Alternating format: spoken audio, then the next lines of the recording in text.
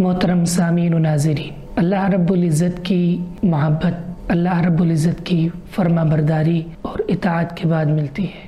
کوئی بھی شخص وہ کتنی ریاستیں اٹھا لے، محنتیں کر لے، اسے اللہ کی محبت حاصل نہیں ہو سکتی جب تک وہ اللہ رب العزت کے احکام کی پیروی نہ کر لے، فرما برداری نہ کر لے۔ جن کاموں سے اللہ نے روکا ہے ان سے رک جائے، اور جن کو کرنے کا اللہ نے حکم دیا ہے ان کو کرے۔ اور یہ بات یاد رکھے کہ انسان اللہ کا مقرب اس وقت بنتا ہے جب وہ سب سے پہلے اللہ کے فرائض کا پابند ہوتا ہے، پھر اس کے بعد نوافل کی طرف متوجہ ہوتا ہے۔ یہ بات یاد رکھیے۔ بعض لوگوں کا یہ کہنا کہ انسان اللہ کی عبادت کرتا ہے، پھر ایک درجہ آ جاتا ہے کہ وہ اس مقام تک پہنچ جاتا ہے کہ اسے اب عبادت کی ضرورت نہیں رہتی، تو یہ بے دینی ہے، یہ الحاد ہے۔ یاد رکھیے، کیا محمد الرسول اللہ صلی اللہ علیہ وسلم سے بڑھ کر بھی کسی نے اللہ کی عبادت کی ہے؟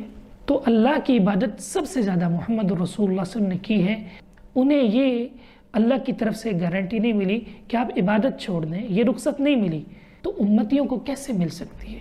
خود ساختہ ولیوں کو یہ درجہ کیسے مل سکتا ہے؟ بلکہ محمد الرسول اللہ صلی اللہ علیہ وسلم کو یہ حکم اللہ نے دیا ہے، وَاعْبُدْ رَبَّكَ حَتَّى يَأْتِيَكَ الْيَقِينُ، پیارے نبی آپ اللہ کی عبادت کیجئے حتیٰ کہ آپ کو موت آ جائے۔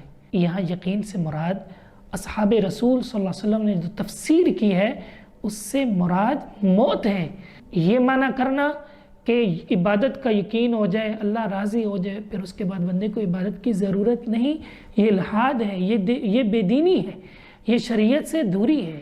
محمد الرسول اللہ صلی اللہ علیہ وسلم کو اللہ نے یہ حکم دیا ہے کہ وہ مرنے تک اللہ کی عبادت کرے۔ اور یاد رکھیے، انسان داڑھی کو منڈوا کر، نمازوں کو چھوڑ کر، شریعت کا مذاق اڑا کر، اللہ رب العزت کے حرام کردہ کاموں کا مرتکب ہو کر کبھی بھی ولی نہیں بن سکتا۔ اس کا چہرہ سنت کے مطابق ہو، وہ اللہ کی توحید پر قائم ہو، وہ سنت پر عمل کرنے والا ہو، اس کی راتیں اللہ کے سامنے سر بسجود ہوں، وہ راتیں سجدوں میں گزارتا ہو، اس کے لیل و نہار، شب و نہار اللہ کی مرضی کے مطابق ہوں، اس کے ایک ایک عمل سے سنت کا اثر نمایاں ہو، یہ اللہ کا ولی ہے، جس کے دل میں اللہ کا خوف ہو، اللہ کا تقوی ہو، جو چاہتا ہے کہ اس کو اللہ کا کرم مل جائے، وہ سب سے پہلے اللہ کے فرائض کا پابندی سے اہتمام کرے، پھر نوافل کی طرف متوجہ ہو، پھر اللہ کو راضی کرے، صدقہ خیرات کرے، اللہ کے حق بھی ادا کرے،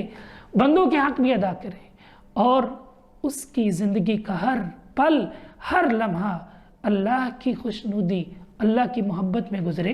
یہ ولایت ہے۔ اللہ رب العزت ہمیں ایسی محنت کرنے کی، ایسی ولایت ہمیں عطا کر دے۔ اللہ رب العزت دعا ہے کہ وہ ہمارے عقائد و اعمال کو بدعات اور خرافات سے بچائے۔